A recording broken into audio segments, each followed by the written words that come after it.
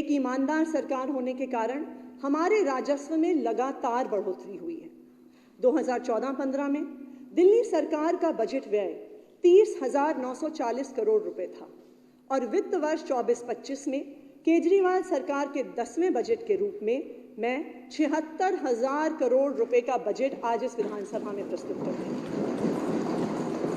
देश के इतिहास में शायद ही ऐसी वृद्धि किसी भी और राज्य के बजट में हुई होगी जैसा केजरीवाल सरकार के अंडर हुई है।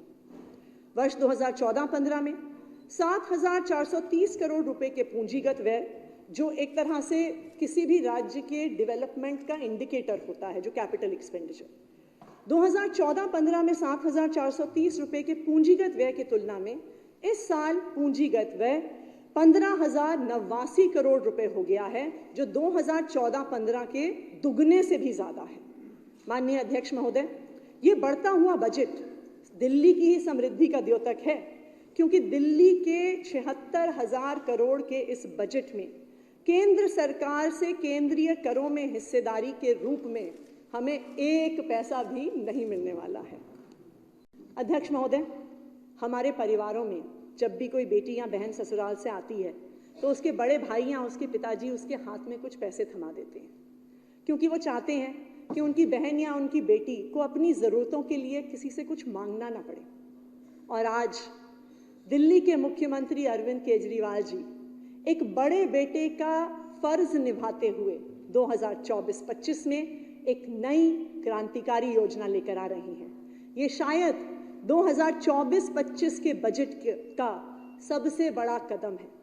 इस योजना का नाम है मुख्यमंत्री महिला सम्मान योजना और इसके तहत 18 साल की उम्र से ज्यादा की हर महिला को 1,000 रुपए प्रति माह की सम्मान राशि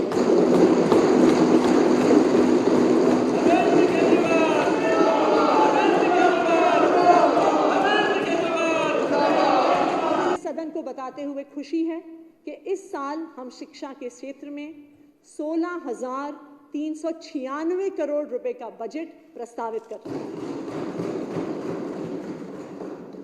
अध्यक्ष महोदय, हमारे अस्पतालों में अच्छी सुविधा बनी रहे, हमारे अस्पताल वर्ल्ड क्लास बने रहें, इसलिए इस वित्त वर्ष में दिल्ली सरकार के अस्पतालों के लिए 6,215 करोड़ रुपए के बजट का प्रावधान किया जा रहा है।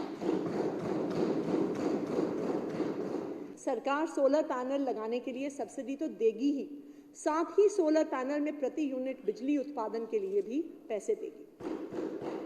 महोदय, वर्ष 2024-25 में मैं विद्युत क्षेत्र के लिए 3,353 करोड़ रुपए का बजट प्रस्तावित करती हूँ।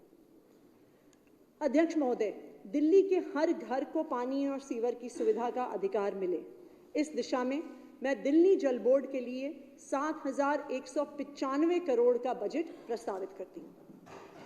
आज दिल्ली में 7,582 बसों की फ्लीट मौजूद है, जिसमें रोजाना 41 लाख से अधिक यात्री सफर करते हैं।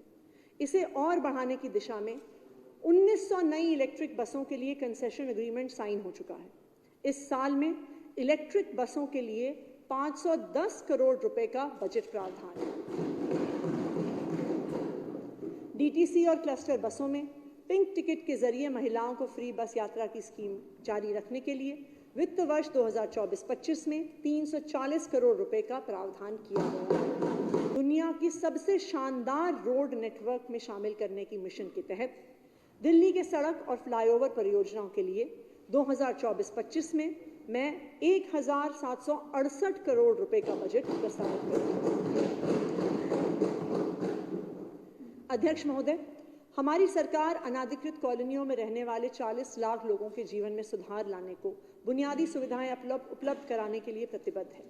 दिल्ली की अनाधिकृत कॉलोनियों में सड़कें और नालियों के विस्तार का काम युद्ध स्तर पर जारी रहेगा और बजट अनुमान 2024-25 में इस काम के लिए 902 करोड़ रुपए का प्रावधान किया गया है।